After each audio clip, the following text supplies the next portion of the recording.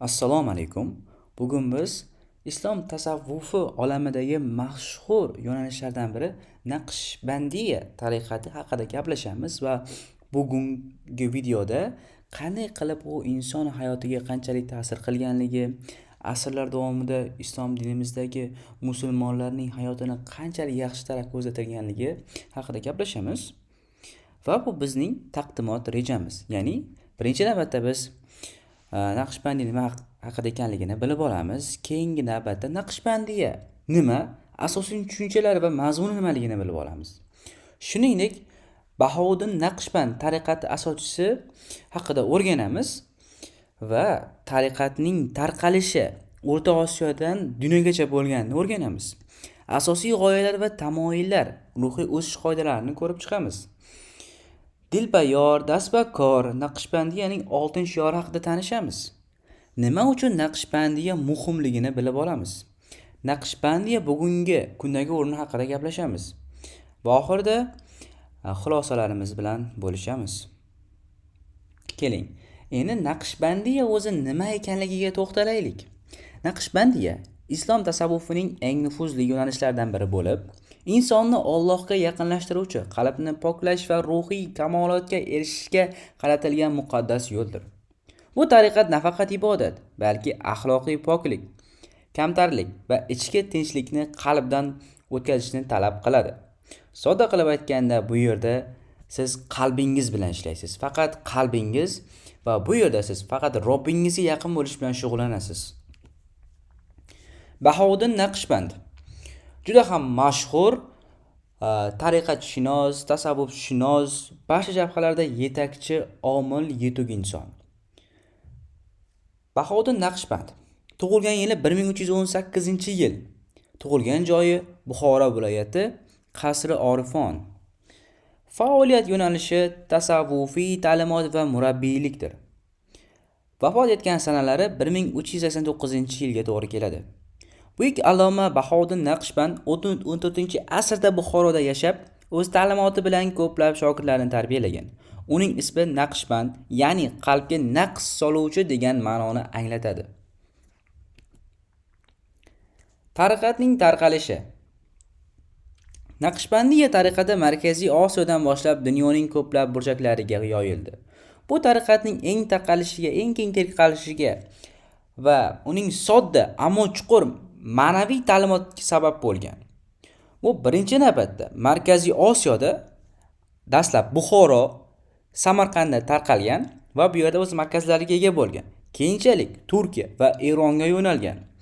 Usmoniylar davrida keng yoyilgan va so'ngra Hindiston va Pokistonga yetib borgan. U asosan Mo'g'ullar saroyida ta'sirli bo'lgan. Ta'limoti. Asosiy g'oyalar va tamoyillari: jim zikr. Zikrni ichida ovoz chiqarmasdan qilish qalbni Alloh bilan bog'lashning eng oliy usulidir. Dunyo va oxirat. Dunyo bilan yashab, qalban Alloh bilan bo'lish, ikki dunyoni muvozanatda tutish. Buni misol bilan aytadigan bo'lsam, siz mashinada ketyapsiz.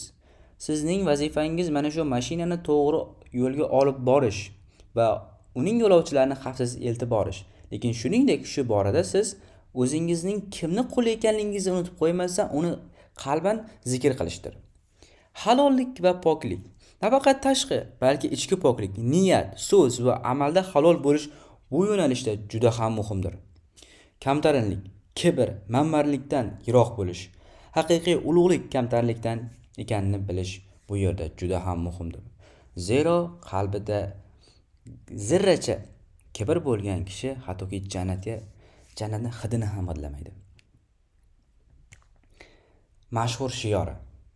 Dilbayor, dasbakor. Qalb Alloh bilan, qo'l esa ish bilan band bo'lsin. Bu mashhur forscha ibora Naqshbandiya tariqatining asosiy falsafasini ifodalaydi. Inson dunyoviy mehnatdan qochmay, lekin qalb doim Alloh bilan bog'liq bo'lishi kerak. Ish va ibodat bir-biridan ajralmasligidir. Buni sodda misolda aytadigan bo'lsam, siz bir dalada ishlayapsiz. Dalada ishlab o'zingizni ekinlaringizga qarayapsiz. Lekin va shuning bilan birgalikda mana shu ekinlaringizga barakani kim berishini, ya'ni yolg'iz yaratuvchi berishini bilgan holatda ichingizda uni zikr qilib, undan mag'firat so'rayapsiz. Nima uchun Naqshbandiya bugungi kunda juda ham muhim? Birinchi o'rinda diniy tarbiya, iymonni mustahkamlash va ibodatda ixlos hosil qilish. Axloqiy kamolat, insonni yomon xulqlardan tiyib, fazilatli hayotga yo'naltirishdir. Ijtimoiy mas'uliyat, jamiyatda adolat, mehr-oqibat va hamdardlikni targ'ib qilish va qisqa qilib aytganda, insoniyatni saqlab qolish uchun juda ham muhimdir. Ko'plab buyuk allomalar Ahmad Sirhindi, Ubaydulloh Ahror va boshqalar shu tariqatga mansub bo'lib, ularning ta'limoti bugun ham tirik va juda ham dolzarbdir. Naqshbandiya bugungi kundagi holati. 21-asrda ham Naqshbandiya tariqati o'z ahamiyatini yo'qotmagan. Dunyoning turli xil burchaklarida, jumladan O'zbekistonda ko'plab insonlar ruhiy poklanish va qalb tinchligi uchun ushbu yo'nalishni tanlaydi. 600 yildan ko'proq tarixga ega va chuqur ildizlarga ega albatta. 10 milliondan ortiq tarafdorlari bor.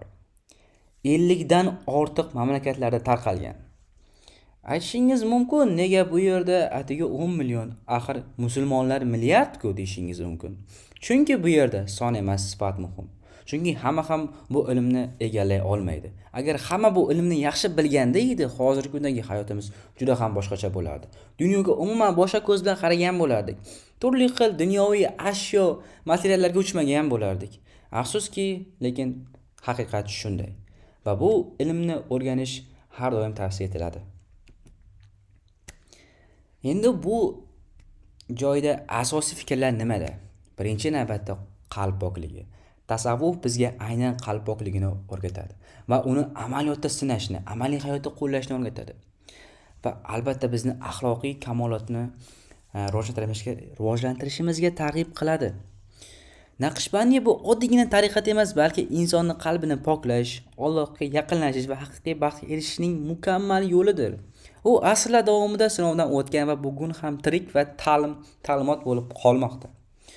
Tasavvur qiling, siz ham dinan, ham qalban, ham amalan mukammalsiz. Siz bu holatda juda ham baxtli bo'lasiz. Bu holatda siz mukammallikka erishgan bo'lasiz va banda sifatida mukammallikka erishgan bo'lasiz. Yana siz endi hayotdagi turli xil katta-kichik muammolarga e'tibor qaratmaysiz. Chunki siz bilasiz bu aslida kim tomonidan berilayotganligini, hayotingiz mazmunini bilasiz, u qanchalar muhim ekanligini va shuningdek dunyo o'tkinchi ekanligini va abadiy hayotga bo'lgan qiziqishingiz yanada oshganini his qilasiz. Xulosa qilib aytadigan bo'lsam, birinchi navbatda hammaga rahmat. Shu joygacha tinglab, jon quloqingiz bilan eshitib, ma'lumotlarni o'z o'rnida tinglaganingiz uchun juda ham rahmat. Men shaxsan o'zim bu Naqshbandiya ta'limotini ustozimdan dinshunoslik fanida o'rganib oldim va boshida men uni unchalik mensimadim bu narsani. Bir oddiy yo'nalishda hozir, chunki shu paytgacha ko'plab narsalarni o'rgangan edim.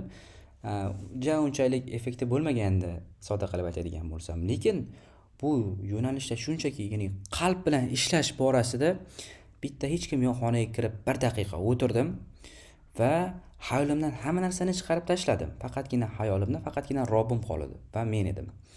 Va shunchaki qilgan gunohlarim va Robbim bor edi. Hammasini aytib, hammasi uchun tavba qildim. Ishoning, bundan so'ng bilasizmi, qalbim qanchalik yashnab ketdi. To'g'ri, hayotda unchalik yaxshi inson bo'lmasligi mumkindir, mukammal bo'lmasligi mumkindir, lekin shundan keyin qanday yelkamdan tog' ag'darilganday bo'ldi. Bu menga foyda berdi. Umid qilamanki, kelajakda men bu sohada ancha-muncha yutuqlarga erishaman va shuningdek sizlarga ham buni tilab qolaman. Umid qilaman, ushbu videom kamchiliklari bo'lgan bo'lsa-da sizga manfaatli bo'ldi va sizni like bosishingizga arzidi. Va shuni ham aytib qolaman. Iltimos, agar siz videoda qanaydir savollar tug'ilgan bo'lsa, unga izoh yozing. Bu izoh juda ham muhim. Biz bu borada o'zimizning fikrlarimizni bildirishimiz shart. Iltimos, fikrlaringizni bildiring. Shuningdek, videoni do'stlaringizga ulashing, like bosing. Va obuna bo'lmagan bo'lsangiz, obuna bo'lib qo'yish esdan chiqmasin. Xayr, salomat bo'ling. Assalomu alaykum.